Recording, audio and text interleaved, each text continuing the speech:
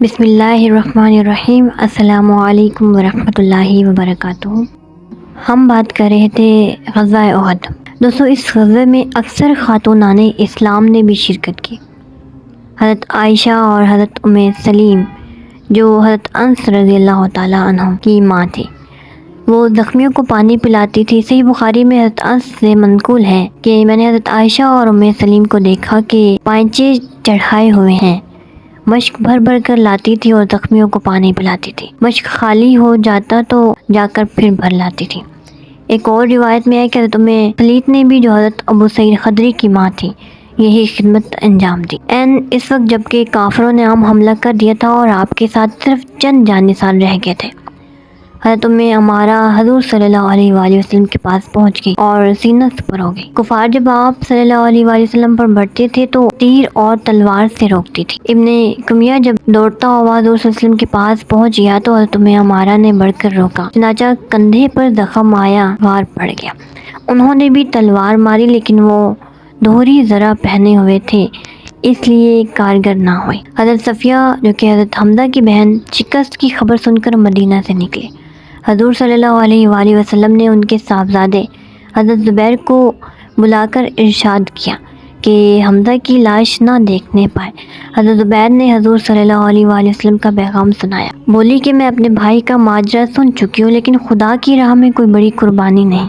حضور صلی اللہ علیہ وآلہ وسلم نے اجازت دی، لاش پر گئی۔ خون کا جوش تھا اور عزیز بھائی کے ٹکڑے بکھرے ہوئے تھے، لیکن انا للہ و انا الیہ راجعون کہہ کر چپ ہو رہی اور مغفرت کی دعا مانگی۔ یہ صحیح بخاری کی روایت ہے، لیکن دوسری کتابوں میں مختلف کچھ روایتیں ہیں۔ دوستو، انصار میں سے ایک عفیفہ کے باپ، بھائی، شوہر سب اس معرکے میں مارے گئے تھے۔ باری باری 3 سخت حادثوں کی صدا اس کے کانوں میں پڑتی جاتی تھی، لیکن وہ ہر بار صرف یہی پوچھتی تھی کہ رسول صلی اللہ علیہ وآلہ وسلم کیسے ہیں؟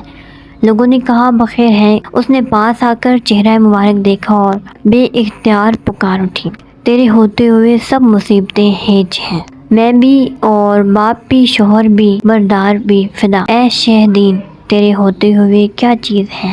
مسلمانوں کی طرف سے 70 آدمی مارے گئے، جن میں زیادہ تر انصار تھے، لیکن مسلمانوں کے افلاس کا یہ حال تھا کہ اتنا کپڑا بھی نہ تھا کہ شہداء کی پردہ پوشی ہو سکے۔ حضرت مصعب بن عمیر ایک صحابی تھے کہ ان کا پاؤں چھپایا جاتا تو سر کھل جاتا، اور سر ڈھانکا جاتا تو پاؤں کھل جاتا۔ اگر پاؤں اصغر کی گھاس سے چھپا دیے گئے، یہ وہ حیرت انگیز منظر تھا کہ بعد کو بھی یہ واقعہ مسلمانوں کو یاد آ جاتا تو آنکھیں نم ہو جاتی۔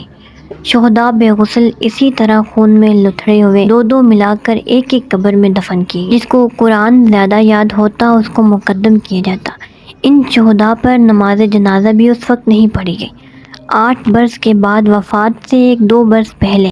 جب آپ ادھر سے گزرے تو بے اختیار آپ صلی اللہ علیہ وآلہ وسلم پر رکت تاری، اور اس طرح آپ صلی اللہ علیہ وآلہ وسلم نے پردرد کلمات فرمائے جیسے کوئی زندوں اور مردوں سے رخصت ہو رہا ہو۔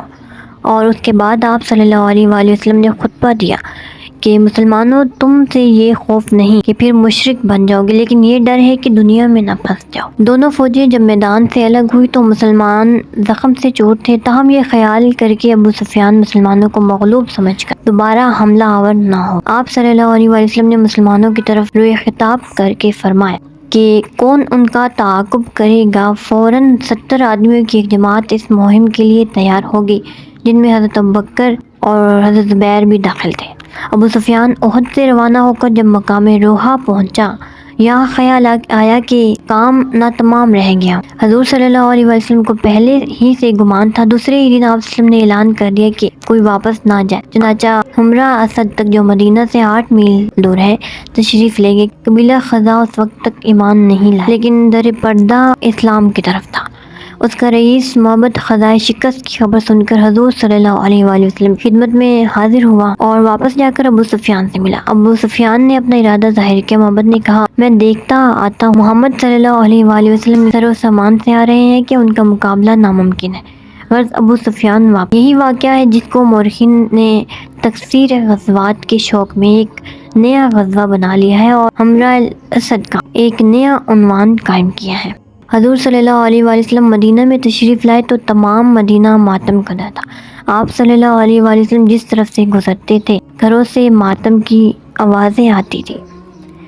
آپ صلی اللہ علیہ وسلم کو عبرت ہوئی، سب کی عزیز و اقارب ماتم داری کا فرض ادا کر رہے ہیں، لیکن حمزہ کا کوئی نوحہ خواہ نہیں۔ رکت کے جوش میں آپ کی زبان سے بے اختیار نکلا، لیکن حمزہ کا کوئی رونے والا نہیں۔ انصار نے یہ الفاظ سنے تو تڑپ اٹھے۔ سب نے جا کر اپنی بیویوں کو حکم دیا کہ دولت قدا پر جا کر حضرت حمزہ کا ماتم کرو۔